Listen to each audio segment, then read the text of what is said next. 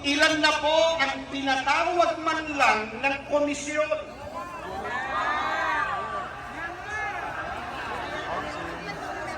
Ilan na ba sa kanila ang inirekomendang kasuhan? Wala! Bakit tila kakaunti lang sa kanila ang nasa listahan ng pinakakasuhan? Paano po yung mga hindi man lang ipinatawag? Ibig po bang sabihin, ligtas na po sila nang hindi man lang iniimbestigahan? Hindi po! Ang tanong po ng marami, ano po ang basihan bakit sila ay tila inililigtas na sa mga kaso? Karapatan po nating malaman ang mga sagot sa mga iyan. Kaya gusto po natin na buksan sa publiko ang investigasyon. Transparency! Transparency! Transparency!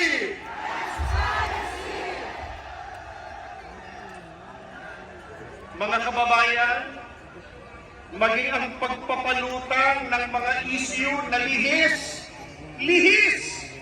sa pagtuntun sa ugat ng katiwalian, isang uri po iyan ng pagtatakip na salungat sa transparency na hangad ng marami. Halimbawa po, para malihis lang ang usapan, ewan namin kung napapansin niyo, pilit inaangguluhan ang mapayapang pagkilos na ito ay bahagi raw ng planadong destabilisasyon sa gobyerno.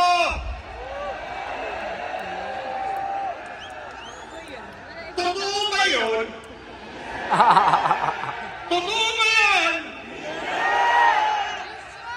Mulat sa pool at hanggang ngayon po, hayagan tayong nakikipag-ugnayan sa lokal at nasyonal na pamahalaan tungo sa maayos na koordinasyon para sa peace and order.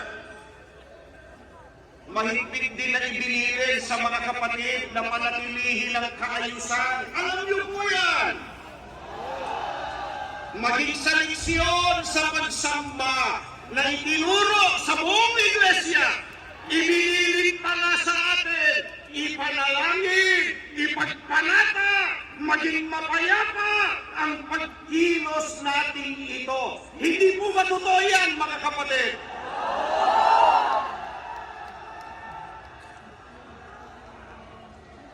Kaya malinaw po, napakalinaw po, ang walang batayang pagpaparatang at pagdadawit sa iglesia sa kung ano-ano ay isang coordinated diversionary tactic. Inuulit po natin, ito ay isang coordinated diversionary tactic. Isang pagtatangkang iwasan na sagutin ang tunay na issue batay sa mga naglilitawang ebidensya. Kaya ang paalala po natin sa mga nasa likod ng paninira, kung merong dapat harapin, iyon ay ang katotohanan, hindi ang paglikha ng mga istoryang halatang halata, pantakip sa tunay na issue.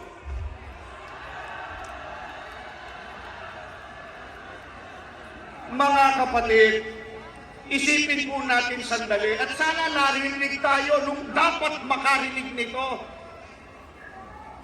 Tayo na nga ang ninakawan, tayo pa ang inaakusahang nagdi-destabilize. Tatanungin po natin kayo, tayo ba ang nagnakaw? Tayo ba ang nagnakaw? Tayo ba ang nagnakaw? tayo ang nagnakaw. Tayo ay ano? Ninakawan! Tayo ang ninakawan.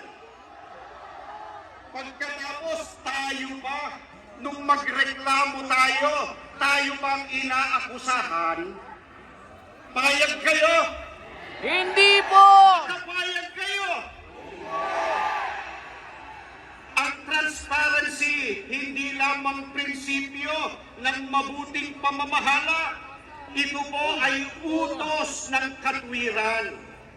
Kapag bukas ang proseso, kapag lantad ang katotohanan, nagkakaroon ng tiwala ang mga mamamayan. Ngunit, kapag may pagtatago at panlilinlang, lumalaganap ang kawalan ng tiwala, lumalaganap ang galit, lumalaganap ang pagkakawatak-watak. Kaya, kung nais nating makamit ang kapayapaan, dito po sa ating bansa, kailangang manaig at mailantad muna ang katotohanan. Katotohanan ang dapat ilantad. Iparinig natin sa kanila ano mo dapat gawin sa katotohanan. Ilantad! Iparinig! Ilantad! Mahina raw!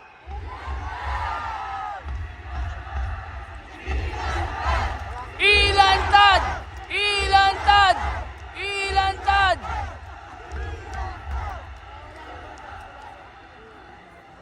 Gaano ba kahalaga ang transparency sa kinabukasan ng ating bayan?